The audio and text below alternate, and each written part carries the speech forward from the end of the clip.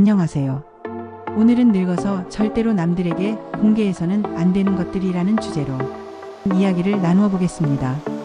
미국 심리학회 APA나 AARP 미국 은퇴자협회 등에서 발표한 노년 심리정보보호 관련 자료를 보면 나이가 들수록 무심코 털어놓은 이야기나 개인정보가 본인에게 큰 피해로 돌아오는 사례가 많다고 합니다. 그래서 우리는 내 인생의 말 못할 취약점이든 재정적인 내용이든 가족 갈등이든 간에 어떤 부분을 꼭 지켜야 하는지 알아둘 필요가 있습니다. 먼저 대표적으로 조심해야 할 게 재정개인 정보입니다. AARP에서 발표한 통계에 따르면 고령자를 노린 금융 사기가 매년 증가하는 추세라고 합니다. 아는 지인에게 통장 정보나 연금 수령액, 심지어 집이나 부동산의 상황 등을 쉽게 공개했다가 심각한 악용 사례가 발생하기도 하죠. 가족에게라도 특정 비밀번호나 휴대폰 인증번호를 지나치게 알려주는 건 위험할 수 있습니다. 꼭 필요한 직계가족, 법률재정 전문가 외에는 재정정보를 가능한 한 비공개로 두는 게 안전하다는 것이 이들의 공통된 조언입니다. 은퇴자금을 어떻게 운영하는지 혹은 얼마가 남아있는지 등의 정보를 주위 사람들에게 자랑삼아 얘기했다. 나도 돈 좀 빌려달라, 투자같이 하자 식으로 접근을 받는 일도 흔합니다. 거절하면 관계가 틀어지고 덥석스럽겠다가 사기를 당하기도 하니 나이가 들수록 내 돈 이야기는 신중하게 꺼내야 합니다. 두 번째로 내적 취약점이나 과거에 대한 고통 후회 혹은 큰 상처를 아무나에게 털어놓는 건 매우 위험하다고 합니다.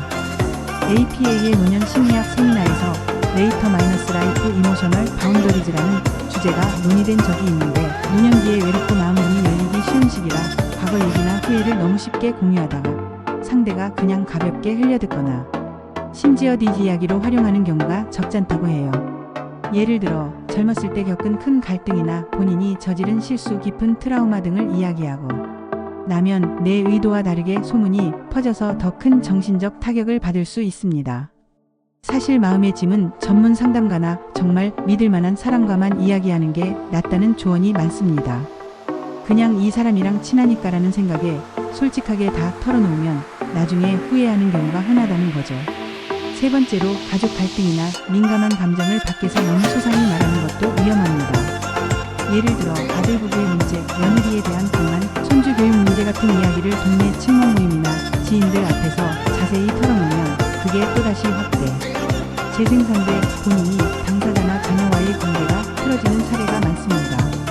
내 며느리는 이런 점이 문제다, 우리 아들이 지금 이런 상황이다라고 밖에서 말했는데 이게 돌아돌아 자녀 귀에 들어가면 왜 가족 문제를 남한테 다 떠벌리냐며 심각한 불화가 생기는 것이죠.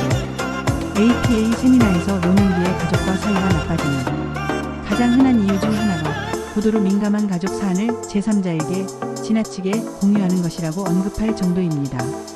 따라서 가족 갈등은 직접 당사자와 대화하거나 가족 상담을 이용하는 편이 훨씬 안전하다는 결론입니다. 우리가 왜 이런 사실들을 공개하고 싶어질까요? 전문 심리학자들은 나이가 들수록 외로움이 커지고 나는 이런 상처를 갖고 있다, 나는 이런 재정 상태다라고 이야기함으로써 상대의 관심이나 동정을 받고 싶어하는 경향이 늘어난다고 지적합니다. 사실 때로는 공감이 큰 위로가 되긴 하지만 문제는 그 상대가 얼마나 믿을 만한 사람인가 혹은 단순히 호기심으로 듣고 떠벌릴 사람은 아닌가를 분별하기가 어렵다는 데 있습니다. 그래서 미국 은퇴자협회 AARP 인터뷰에서도 하소연할 대상이 필요하다면 전문가나 정말 오랜 세월 함께해온 친구를 찾고 그 외의 지인들에겐 일상적인 대화선 안에서만 내 상황을 공개하라고 조언합니다. 은퇴자 대상 강연에서 실제 사례로 은퇴 직후 주식이나 부동산 투자 수익을 아파트 이웃에게 자랑하다가 그 이웃이 같이 투자하자거나 내가 좀 어려운데 돈을 빌려달라고 접근해 곤란해진 케이스가 소개되었고 가족 갈등 이야기를 동네마다 떠벌렸다가 자녀와 소원해진 분도 있다고 합니다. 이런 스토리들은 결코 남의 일이 아니고 나이가 들수록 누구든지 쉽게 겪을 수 있는 일이에요. 결국 굳이 공개하지 않아도 될 것을 괜히 입 밖에 냈다가 부담감이 더 커지는 거죠. 그렇다면 어떻게 예방할 수 있을까요? 첫째, 이건 정말 필요한 사람에게만 말해야지라고 선을 확실히 긋는 태도가 중요합니다. 재정정보나 가족 문제, 내 깊은 후회나 트라우마 같은 건 특히 예민합니다. 둘째, 마음의 상처를 해소하고 싶다면 전문 상담사나 오래 신뢰를 쌓아온 친구, 가족 중에서도 정말 믿을 수 있는 이에게만 털어놓아야 합니다. 셋째, 누군가가 어떻게 사시는지 궁금해서라며 이런저런 걸 물어보면 정중하게 아직 확실하지 않아서 말씀드리기 좀 곤란하네요. 같은 식으로 거절하는 연습도 필요합니다.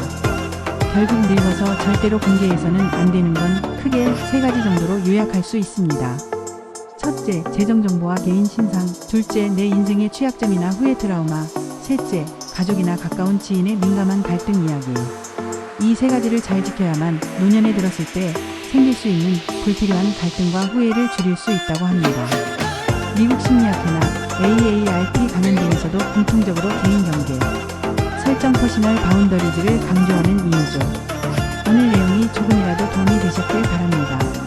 가족이나 지인과 소통하는 건 중요한 일이지만 무조건 많이 말한다고 좋은 건 절대 아니라는 점을 기억하면 좋겠습니다. 이제는 내가 어떤 정도까지는 통하고 어떤 내용은 누구에게 말해야 할지 한번 다시 생각해보는 계기가 되시면 좋겠습니다. 시청해주셔서 감사합니다. 모두 편안한 하루 보내세요.